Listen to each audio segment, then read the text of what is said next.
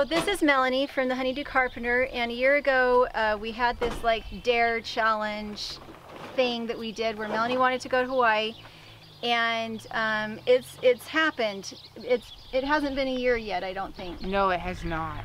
So because Melanie and I are both going to be gone, the Honeydew Carpenter's garden bed is not, see it, right? It's beautiful. There we go. It wasn't going to be it wasn't going to be watered for a week. And so Mr. Honeydew Carpenter said, well, I won't be in town either. How are we going to keep the garden bed going so we can show that it works? Hence the self-watering system that's off-grid. It's gravity fed, it's wicked into the bed, and we're going to experiment with it for the next few days and see how it works. Because I've seen it done before with the drip system where there's actually drips of water, but this one is a wicking system. And we'll see how it works. And we'll see how it works. It has a 50-gallon drum. 55. So I took the caps off of these two. They're my slit caps where the wicks can come out. Just so once we get water flowing into this bucket, I want to see the water level in these when the float valve shuts it off.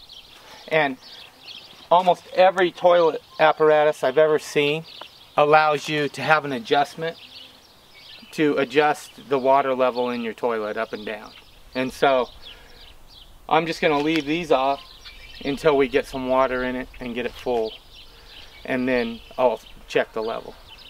And then I'll put the cotton wicks in.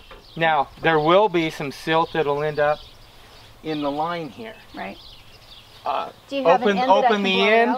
Okay. Open the end. None of it's sealed. You can take it all. You can just pop it off. All of it gets taken apart and put back in the bucket with the lid on it. So you have a lot of trees around here. We want to keep leaves and stuff out of your barrel. Here's the plug for your barrel. Okay. Here's the lid for your bucket. Okay. When you're done for the season, you take the lid off your bucket, take all your parts apart, put them in the bucket, and Bob's your uncle. Awesome. It's done. That's amazing. And the lid stays on the bucket, and the water level just goes up and down as the wicks, cotton wicks, wick it out. And Bob's your uncle. Bob's your uncle. yeah, and I don't know why Julie says Bob's your uncle, but I started saying Sorry. it now. Who the hell is Bob? Right? Exactly. What about Bob? Right? So how long do you think that a 50-gallon container would last on a little bed like this? This is going to be an experiment. Will you know? Like, will it last a week? Who knows? Because I mean, that'd be cool. I'm wondering if this just might be a solution for people. Literally, you could put that barrel in a garage and run the hose outside. As long as it's above the level, gravity is going to feed it into it. So where? So that hose goes into the bucket through the bottom? It does. It has a toilet toilet valve, float valve in it. So it has a toilet float valve in it. So when this comes up, it shuts the water off at a certain level, and we'll adjust that level so that it sits about right here on the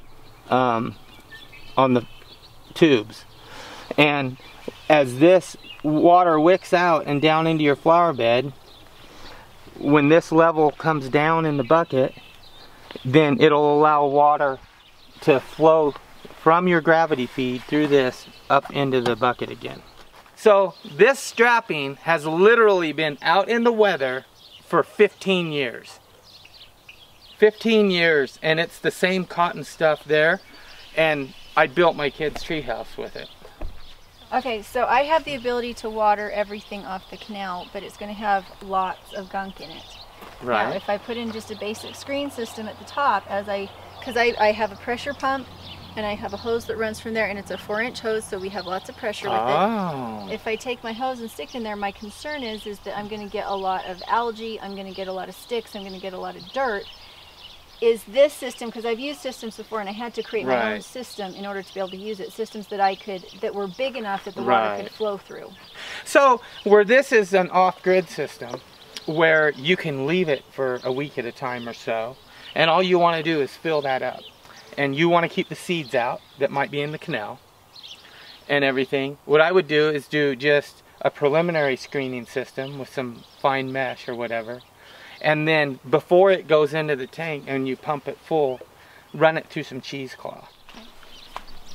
Okay, so what if I put cheesecloth over this, because I can turn it so that it's not so very powerful, and if I put the cheesecloth here, Right. if I put the cheesecloth here so that it filtered Right there? the water right there. Yeah. What I would do is drape enough cheesecloth down in that it had enough area that it could quickly go through. If you just put one layer there, it wouldn't go in very fast. Like a and sock. It would, Put it down like a sock. Yeah, put it down like a sock. Exactly. Okay, In I fact- think that would work. Put it in a sock. Put it in a sock. And then put the right? sock in there and then run your water in from your ditch. And I think it'll be enough to get any large particulates out that would ever clog up the hose. Which means I don't have to run a hose from the well at all. I can still just water off the canal, which is amazing. Right. I'm so excited. Okay, and you were asking about how this connects on the bottom. You just have a connector just like out of your toilet bowl. You have a connector, and I just put a splice between this hose and that one. I just took my cutters, cut the screw end off of that one and the end off of this one, and put a splice on it. So both those black potting barrels, we went to the dump and we were dumping some brush and everything like that. And The nursery was there. The nursery was there and just throwing like hundreds of them away. And we grabbed, We a grabbed bunch. a handful. So these are all repurposed. all repurposed. That's a tree thing from a nursery. And I stood on that and it seemed really stable. And Did we get video of you standing on it? no, let's do that. Come over here, Mrs. Honeydew. Because I'm 220. Let me see, you're 135.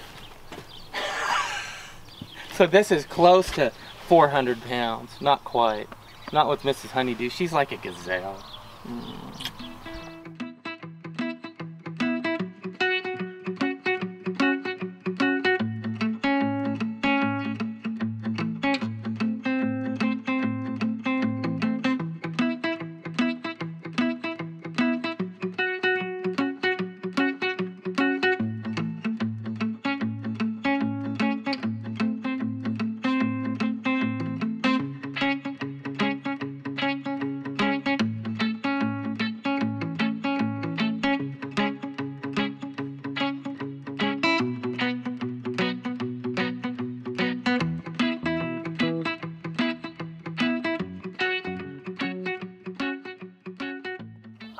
Huh? Can I put water in it? Oh yeah. Is your camera going? Yep.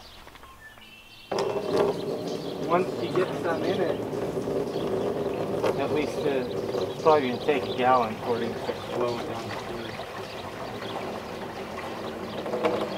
Do you have another gallon I can help carry and do stuff? No. I generally water about every 3 days because I have sections that I water in. If I were to fill this barrel every single time I did that, I bet that I could water 3 beds off this one barrel. If I wanted to be more, you know, prepper and make sure that I had 1 barrel per bed, and if it worked, the one thing is going to be the wicking system, because if it dries out too quickly in our very bright sunshine, it might not be enough water to get down to really deep roots. So we're kind of watching that. Right. Yeah. And that's, you know, when I was a Boy Scout, that's where we put a rope Yeah. into a plant and put it into a jar. Right. And you just got to watch every, you know, over the course of 3 or 4 or 5 days, the water level just go down as it wicked in and the plant used the water. And I just thought this might work the same way. What she's saying about it drying out too quickly, we went and covered the actual open air wick part of it so it wouldn't, so it's kind of a greenhouse effect that'll keep that moist. Yeah. So we'll see. If you want to see how they put that together, go see it on their channel, The Honeydew Carpenter. If you want to see a different version, Deep South Homestead has a different version that's holes and gravity at a grade. If you want to see another method, and that's in their greenhouse, Deep South Homestead. So Honeydew Carpenter, also Deep South Homestead, and I'm excited to see this. I almost think I want to go get some nursery plants to put in, because seedlings aren't going to show a need for water as quickly as an already established plant. Right. And we would have a much better fast result. Is it getting enough water? So maybe what we'll do later on my dime, because this was on their dime, my Mother's Day present is what they said over the phone. This is my Mother's Day present, which is lovely. On my dime instead, that I'll start tinkering with it. If it works, I'll just duplicate it and do more, because it is really simple for me just to run a hose off of my gas-powered pump, ditch pump. And thank you so much, because I'm super excited to see if it works. Yeah, Awesome. me too. Happy Mother's Day to you. Right, and now they have to run because Melanie's having a Mother's Day party at their place. So the Honeydew Carpenter, go check them out. It's on a Pinterest. mother-in-law's day party. Mother-in-law's day party. Pinterest, Facebook. Are you on Instagram? Yeah. Instagram and YouTube. So go check them out. Yeah. Let me take an Instagram photo over here. Okay. Yeah. Honeydew Carpenter. Wow, I think it's gonna work, Julie. I hope it does. Because It looks like these, they're wet, yeah. the water runs in, it's gonna drip on those, and it's gonna wick down. And it's as long as we started with wet material, it'll stay wet in there as long as we maintain it, and we've had so much rain. But you see how these are concave in? Mm-hmm. It's condensing, and I see it. I already saw it drip on a couple. Yeah, I'm excited to see. And what I'm like happens. thinking, that just might work. Yeah. So, oh my goodness, that sun. Right. Brightness. Oh, Okay. Can I borrow your sunglasses? Yes. Thank you. I was That gonna way, if I say- close my eyes, nobody knows. Hey guys, it's Catherine from Little Bits of Heaven Homestead. You can find me online at littlebitsofheavenhomestead.com. I'm also here on Facebook. I have a group called Homesteading, Little Bits of Heaven, and you can find me on Instagram under Little Bits of Heaven Homestead. Today, I wanted to take a minute to introduce you to my absolute favorite seed lady. Her name is Mary, and she runs Mary's Heirloom Seeds. Her seeds are just incredible. I've been using them for several years and get amazing results. She is also just fantastic as far as customer service goes. She is there to answer any and every question you may have, and she adds to her seed inventory upon request. In fact, she's added several seeds just because I asked, and I know because others have asked. Since I've been dealing with her, her seed supply has more than doubled as far as quantities that she offers. So if you haven't checked out Mary's Heirloom Seeds, I highly recommend you do so. And we are excited to announce that we are now affiliated with Mary. So if you purchase through the links that we post on our videos that we talk about her and our posts, each and every purchase that you buy through our affiliate link will go back and help our homesteads. So we hope you check her out. We'll talk to you later.